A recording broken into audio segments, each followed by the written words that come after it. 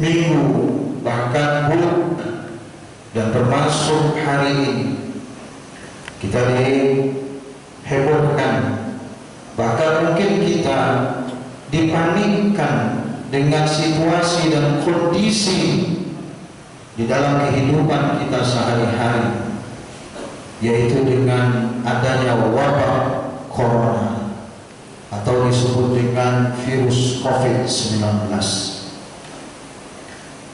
Ada beberapa hal yang khatib mesti sampaikan di dalam atau mengenai hal-hal yang berkaitan di saat wabah penyakit menular atau khusus penyakit corona dikaitkan dengan ketentuan salat taat dan memakmurkan masjid dengan tidak mengurangi rasa hormat khatib kepada jamaah sekalian. Khatib akan menyampaikan khutbah ini secara tekstual sesuai dengan apa yang telah diamanahkan oleh Majelis Ulama Indonesia Provinsi Riau dan Kota mengenai ketentuan sholat Jumat dan memakmurkan masjid di saat wabah penyakit menular.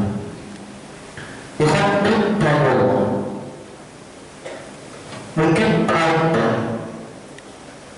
dari usaha dan upaya kita untuk memantapkan keimanan kita kepada Allah Subhanahu wa taala, maka ini landasan yang mesti kita coba pahami semua. Padahal kita wajib mengimani bahwa Allah sajalah yang kuasa menghidupkan dan mematikan manusia.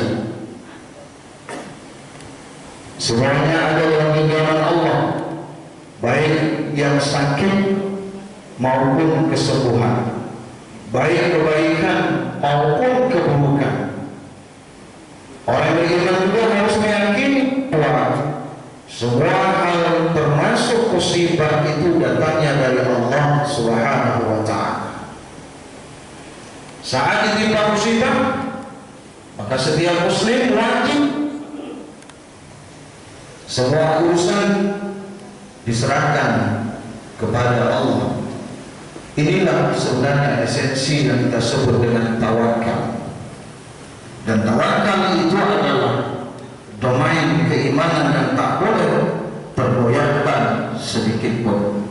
Sebagaimana firman Allah dalam Quran surah At-Taghabun ayat 11 yang kami bacakan di awal muqaddimah tadi. Allah Subhanahu wa taala berfirman, A'udzu billahi minasyaitonir rajim. Ma asaba min musibatin wa man yu'min billahi yahdi qalbahu wallahu bikulli syai'in alim. Tidak ada satu musibah pun yang menimpa seseorang kecuali dengan izin Allah. Dan barang siapa yang beriman kepada Allah, niscaya dia akan memberi petunjuk kepada hatinya. Dan Allah Maha mengetahui segala sesuatu. Di dalam surat ayat 1 Allah Subhanahu wa taala berfirman, A'udzu billahi minasyaitonir rajim. Qul lan yusibana illa ma kataballahu lana wa huwa maulana wa 'ala Allahi falyatawakkalul mu'minun. Katakanlah sekali-kali tidak akan menimpa kami melainkan apa yang telah ditetapkan Allah untuk kami. Dia pelindung kami, dan hanya kepada Allah orang-orang beriman harus bertawakal. Pada saat ditimpa musibah, kaum muslim harus bertaubat, meningkatkan amal ibadah, banyak doa, dan melaksanakan berbagai amalan-amalan nafilah lainnya, amalan-amalan sunnah lainnya, sebagai bentuk taqarrub atau untuk mendekatkan diri kita kepada Allah Subhanahu wa taala. Sebagaimana firman Allah di dalam Quran surah At-Taghabun ayat 16, "Fattaqu mastata'tum wasma'u wa ati'u wa anfiqu khairan li anfusikum. Maka bertakwa kepada Allah menurut kesanggupan serta taatlah dan infakkanlah harta yang baik untuk dirimu. Dalam tataran syariat, orang beriman harus mewajibkan usaha, ikhtiar di dalam menghadapi wabah penyakit, apalagi dalam kondisi sudah berubah dari epidemi kepada pandemi. Orang beriman adalah orang yang sangat kuat imannya dan kokoh dalam ketaatannya dan tak tergoyahkan sedikit pun keimanannya dan maksimal dalam menghindari keburukan atau kemudaratan. Lalu pertanyaan kepada kita semua, bagaimanakah sebenarnya sikap Rasulullah Muhammad SAW dan para sahabatnya saat menghadapi wabah? Agar tidak ulang makin luas, maka Rasulullah SAW pernah menginstruksikan sebuah kebijakan, yaitu kebijakan isolasi. Caranya adalah dengan menjaga agar masyarakat yang berada di daerah wabah tidak keluar dari daerah lain,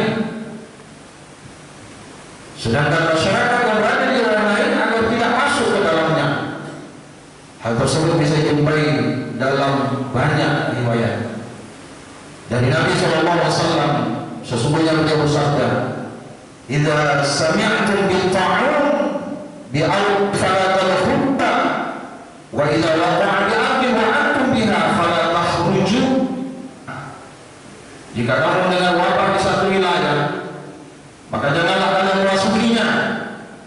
Tapi jika terjadi wabah di tempat kamu berada, maka jangan tinggalkan tempat itu. Hadis riwayat Bukhari. Di dalam lain Rasulullah SAW bersabda, "Anna Umar kharaja ila Syam, falamma jaa sarra balaghahu anna al-wabah qad waqa'a, fa akhbarahu 'inda 'abd anna Rasulullah SAW qala, in sami'tum bi ardin fala taqdamu fala taqdamu idza waqa'a bi 'abdin wa antum biha fala takhruju minhu." Sesungguhnya Umar sedang dalam perjalanan menuju Syam. Saat sampai di wilayah bernama Sarh, saat itu Umar mendapat kabar adanya wabah di wilayah Syam. Abdurrahman bin Auf kemudian mengatakan pada Umar, jika Nabi Muhammad SAW pernah berkata, jika kamu mendengar wabah di satu wilayah, maka janganlah kamu memasukinya. Tapi jika terjadi wabah di tempat kamu berada, maka jangan tinggalkan tempat itu. Hadis riwayat Muslim. Rasulullah SAW bersabda, "At-ta'una ayatul rijzi ta'allahu azza wa jalla. Bihi samin ibadihi, fa idza sami'tum bihi fadkhulu 'alaihi wa idza waqa'a bi ardin wa antum biha fala tufarrihu minhu." Wabah taun adalah suatu ayat atau tanda-tanda kekuasaan Allah yang sangat menyakitkan yang ditimpakan kepada orang-orang dari hamba-Nya. Jika kalian mendengar berita dengan adanya wabah taun, maka jangan sekali-kali memasuki daerahnya. Dan jika taun telah terjadi pada suatu daerah dan kalian di sana, maka janganlah kalian keluar dari hadis riwayat Muslim. Di dalam hadis yang lain juga Rasulullah SAW bersabda, "La turidul mumridu 'ala al-musih." Artinya, janganlah kalian mencampur unta antara yang sakit dengan yang sehat. Hadis riwayat Bukhari. Sebagaimana diketahui, begitu Rasulullah dan para sahabat dalam menghadapi wabah penyakit, mereka melakukan ikhtiar atau usaha dengan semaksimal mungkin dalam menghindarinya, termasuk kebijakan tidak memasuki daerah yang ada wabah dan tidak keluar dari daerahnya yang terkena wabah tersebut.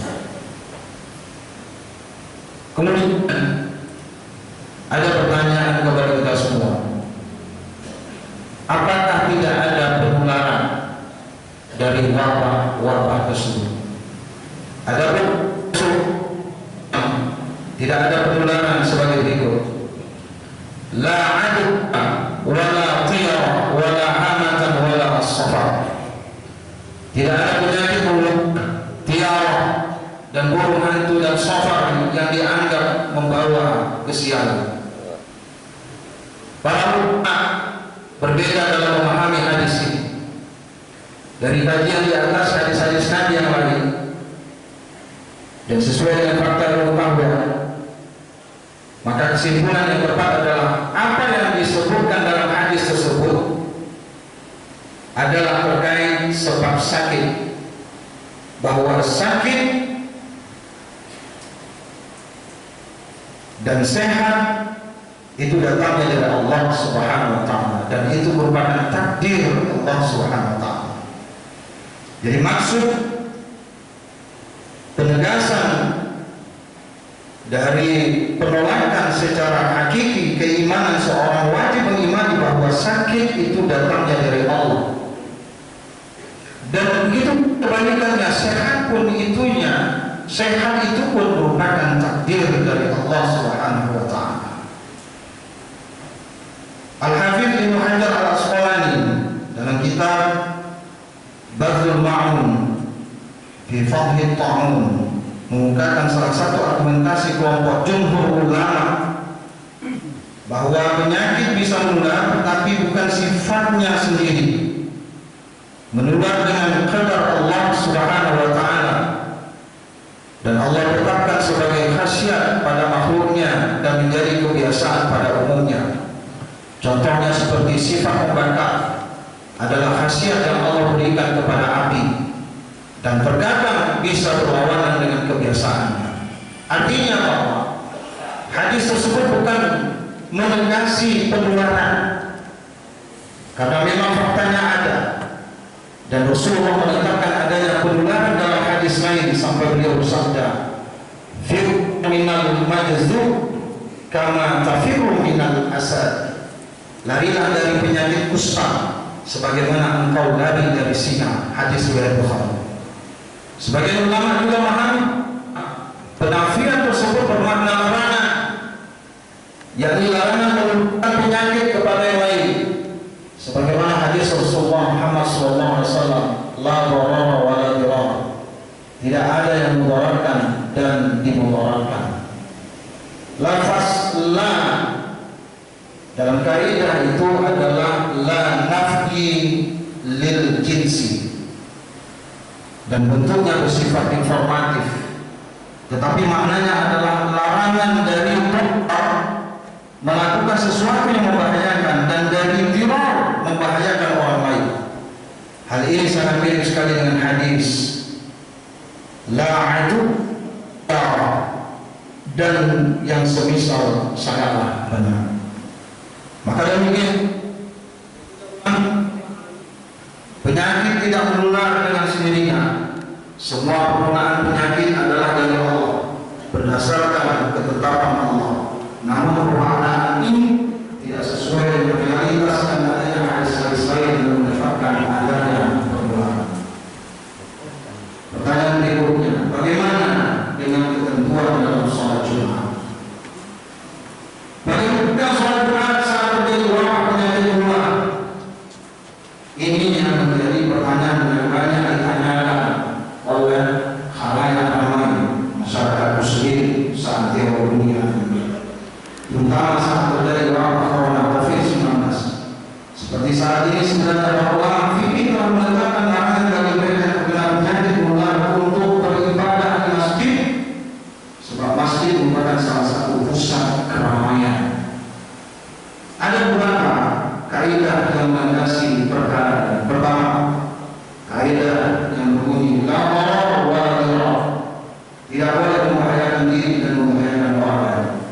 Kaidah yang kedua, darul mafasid muqaddam ala jalbil masalih, artinya menghindari kemudaratan didahulukan daripada kebaikan kemaslahatan. Kaidah yang ketiga, ada bisa bahaya itu harus dihilangkan.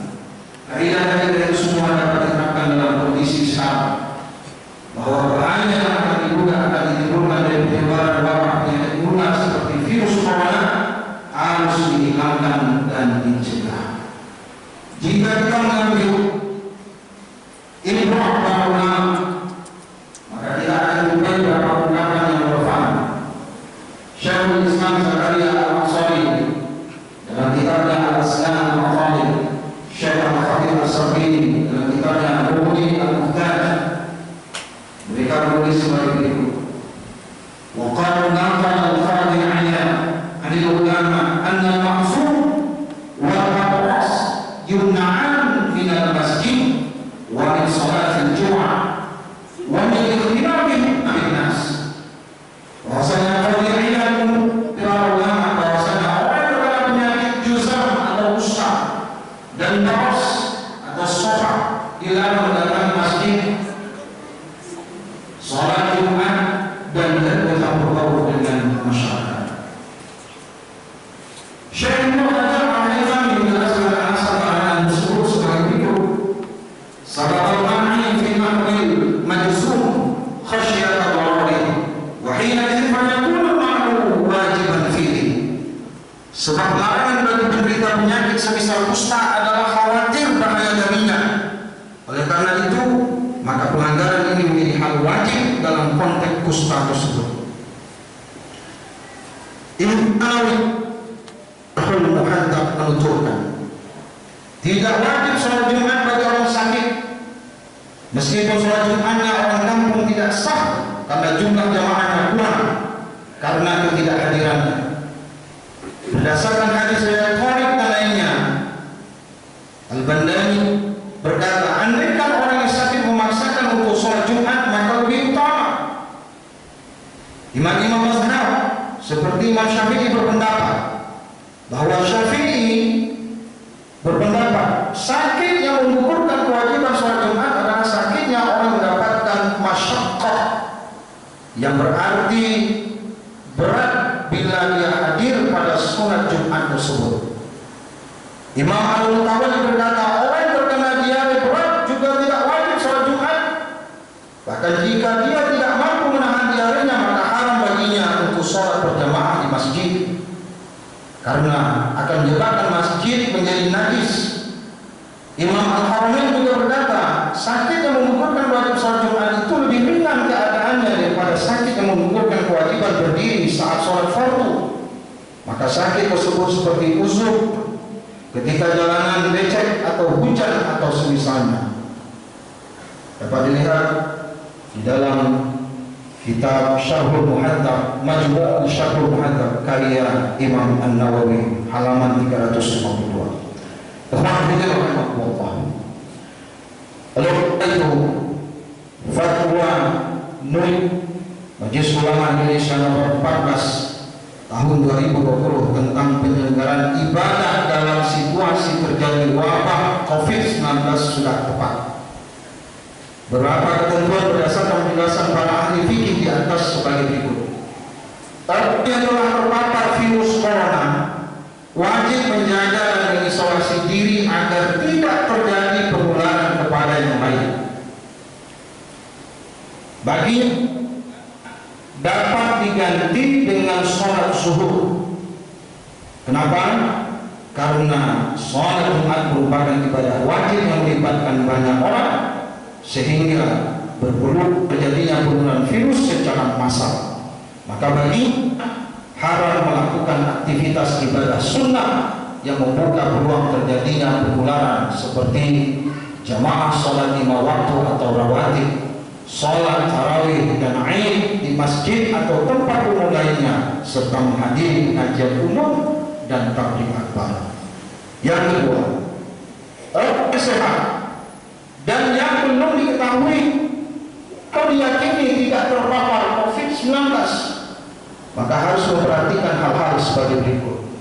Yaitu yang pertama, dalam hal dia berada di satu kawasan yang potensi penularan yang tinggi atau sangat tinggi, berdasarkan ketetapan pihak yang berwenang, maka ia boleh meninggalkan sholat Jumat dan menggantikannya dengan sholat zuhur tempat kediamannya, serta meninggalkan jamaah sholat 5 waktu atau rawatib, tarawih dan Aid di masjid atau tempat umum lainnya. Yang kedua, dalam kita berada di satu kawasan yang potensi penularannya rendah,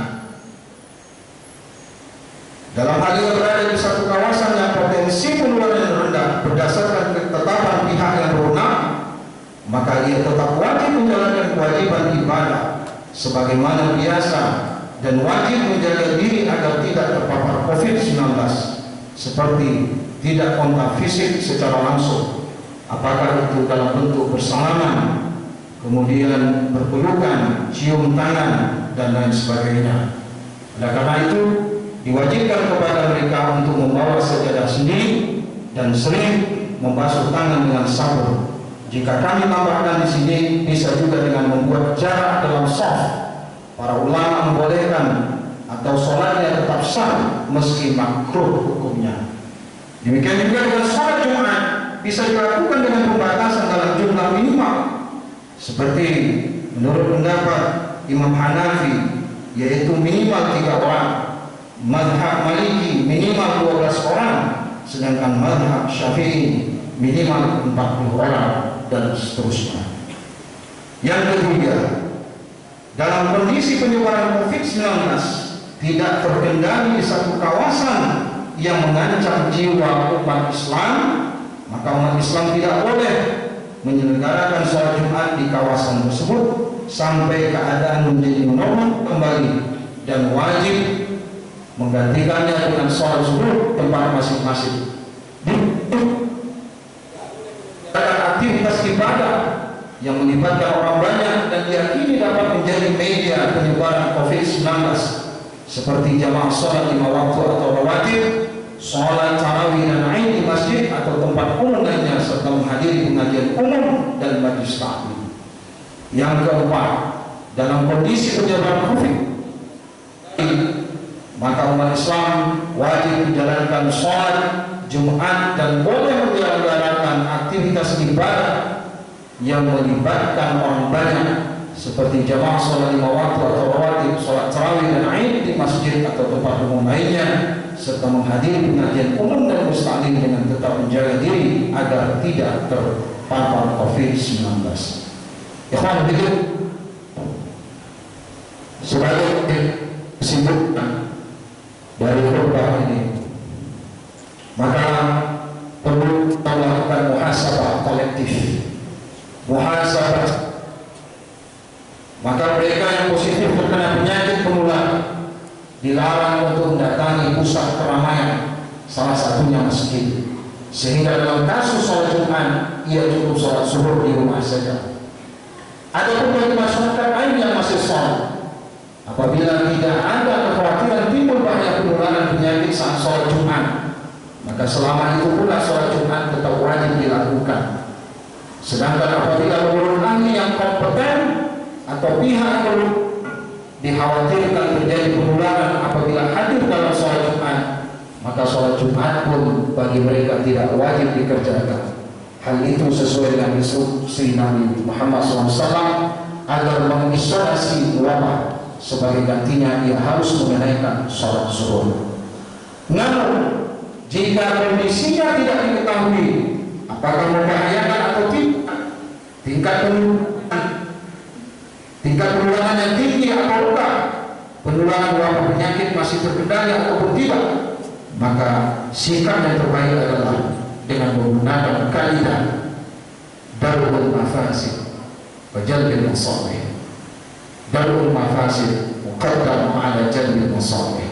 Menghilangkan keburukan lebih didahulukan daripada meraih kemaslahatan, seperti yang telah disebutkan pada awal muqaddimah tadi.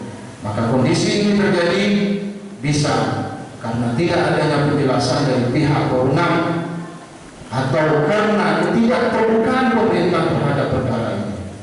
Kemudian, sedangkan fatwa terkait kegiatan ibadah di masjid itu sudah ada.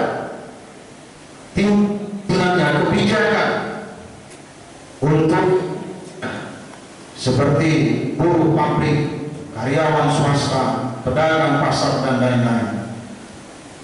Maka dalam hal ini secara khusus kita di Universitas Islam Riau, Rektor Universitas Islam Riau sudah mengeluarkan surat edaran dengan nomor 1251 AUI 4 2020 tentang pembelajaran secara daring dan bekerja dari rumah dalam rangka pencegahan penyebaran corona atau COVID-19. Hal ini adalah kebijakan yang khatib menyakit kebijakan rektor ini berdasarkan kaidah hukum atau kaidah fikih yang kita dengarkan tadi, yaitu darul mafasid muqaddam ala jalbil masalih. Maka menghilangkan keburukan itu lebih didahulukan daripada meraih kemaslahatan. Maka melalui surat edaran rektor tersebut, rektor menghimbau kepada seluruh sivitas akademika untuk tenaga pendidik agar melaksanakan tugasnya dalam bentuk memberikan perkuliahan secara daring atau dalam jaringan atau secara online kepada peserta didiknya. Sedangkan untuk tenaga pendidikan, maka di dalam surat edaran itu juga akan dibuat kebijakan per unit sesuai dengan aturan-aturan yang berlaku di unit masing-masing. Pada akhirnya, selain harus kembali kepada Allah Subhanahu wa taala dengan melakukan taubat baik secara ilmu maupun secara jami'ah, maka kita wajib melakukan ikhtiar berusaha semaksimal mungkin untuk dari wabah penyakit dan tidak menimpakan atau kemaslahatan kepada orang lain. Maka kebijakan yang telah diambil wabil khusus di Universitas Islam yang diedarkan melalui surat edaran rektor tadi, khatib menganggap inilah kebijakan yang memang sesuai dengan kondisi dan situasi kita pada saat ini. Demikian khutbah yang singkat ini menjadi sebuah pemahaman bagi kita semua di dalam menjalani aktivitas kita sehari-hari, dan khususnya bagi kita sivitas akademika Universitas Islam Riau, dan selalu dengan meningkatkan kualitas dan kuantitas amal ibadah kita dalam rangka untuk mendekatkan diri kita kepada Allah Subhanahu wa taala. Fa'tabiru ya ulil absar la'allakum tuflihun.